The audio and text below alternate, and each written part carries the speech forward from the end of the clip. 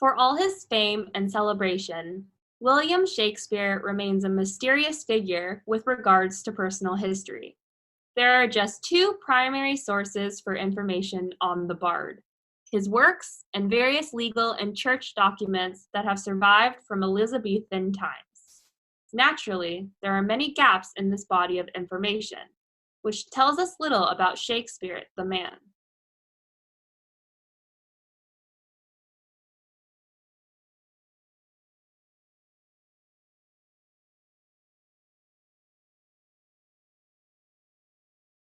Stephen Lowry. Lawrence Stephen Lowry. Lawrence Stephen Lowry, RBS, RA, was an English artist. Many of his drawings and paintings depict Pendlebury, Lancashire, where he lived and worked for more than 40 years, and also Salford and its surrounding areas. Lowry is famous for painting scenes of life in the industrial districts of northwest England in the mid-20th century.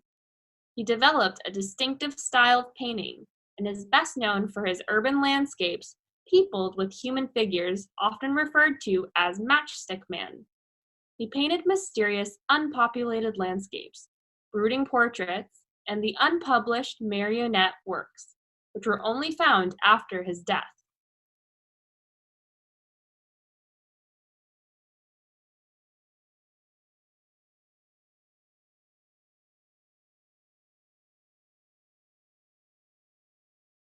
Animals.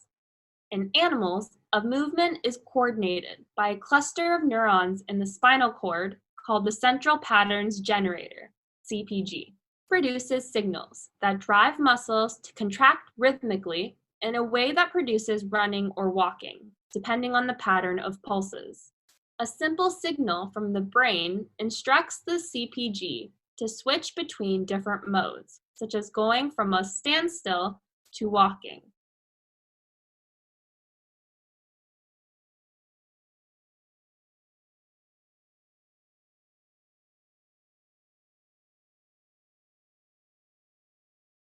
CEO. That brings us to the CEO's second duty, building everyone, or more accurately, building the senior team. All the executives report to the CEO, so it's the CEO's job to hire, fire, and manage the executive team. From coaching CEOs, I actually think this is the most important skill of all, because when a CEO hires an excellent senior team, that team can keep the company running. When a CEO hires a poor senior team, the CEO is up spending all of their time trying to do with the team, and not nearly enough time trying to do with other elements of their job. The senior team can, and often does, develop the strategy for the company, but ultimately, it's always the CEO who has the final go, no-go decision on strategy.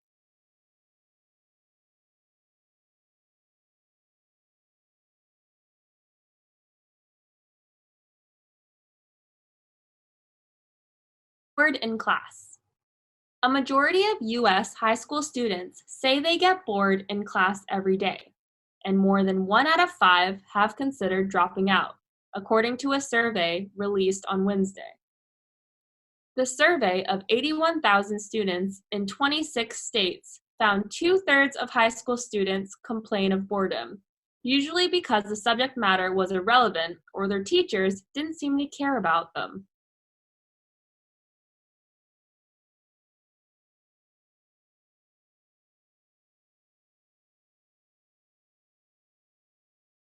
Barcode scanners. Many different types of barcode scanning machines exist, but they all work on the same fundamental principles. They all use the intensity of light reflected from a series of black and white stripes to tell a computer what code it is seeing. White stripes reflect light very well, while black stripes reflect hardly any light at all. The barcode scanner shines light sequentially across the barcode, simultaneously detecting and recording the pattern of reflected and non-reflected light. The scanner then translates this pattern into an electrical signal that the computer can understand. All scanners must include computer software to interpret the barcode once it's been entered. This simple principle has transformed the way we are able to manipulate data and the way in which many businesses handle record keeping.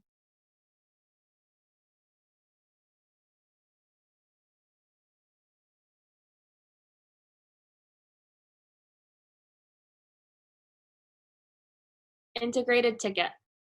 Well, in 2004, we integrated ticketing in Southeast Queensland. So we have introduced a paper ticket that allowed you to travel across all the three modes in Southeast Queensland. So bus, train, and ferry. And the second stage of integrated ticketing is the introduction of a smart card. And the smart card will enable people to store value, so to put value on the card, and then to use the card for traveling around the system.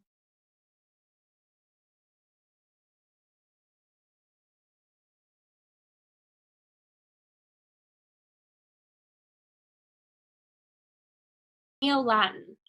Those of you who've never heard the term Neo-Latin may be forgiven for thinking it's a new South American dance craze. If you're puzzled when I tell you it has something to do with the language of Romans, take heart. Over the years, many classes who have confessed they are not really sure what it is either. Some have assumed that they are so-called late Latin, written at the end of the Roman Empire. Others have supposed it must have something to do with the Middle Ages. Or perhaps it's that pseudo-Latin which my 5 and 7-year-old boys seem to have gleaned from the Harry Potter books, useful for spells and curses that they zip one another with makeshift paper ash ones. No, in fact, Neo-Latin is more or less the same as the Latin that was written in the ancient world, classical Latin. So, what's so new about it?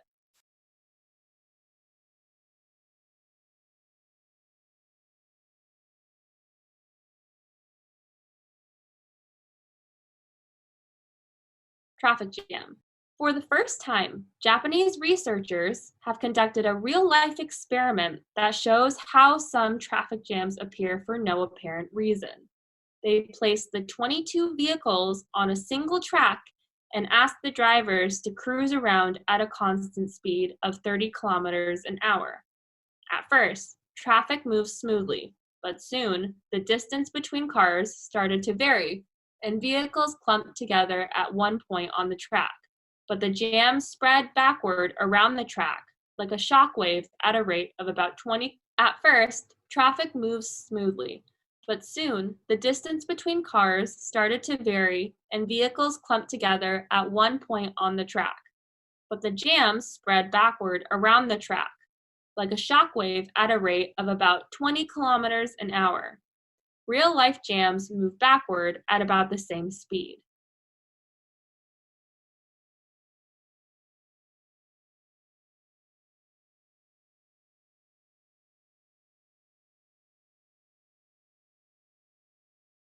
Than thought. Now that story's been scotched as only part of contingency planning, but it was a symptom of the dramatic turn of events in South Australia, and it flushed out other remarks from water academics and people like Tim Flannery, indicating that things were really much worse than had been foreshadowed even earlier this year. So is Adelaide, let alone some whole regions of South Australia, in serious bother, considering that the vast majority of its drinking water comes from the beleaguered Murray, something many of us outside the state may not have quite realised? Is their predicament something we have to face up to as a nation?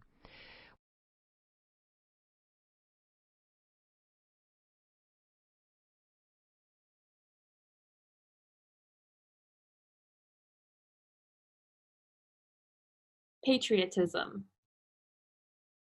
The effect of the first difference is, on the one hand, to refine and enlarge the public views by passing them through the medium of a chosen body of citizens, whose wisdom may best discern the true interest of their country, and whose patriotism and love of justice will be least likely to sacrifice it to temporary or partial considerations.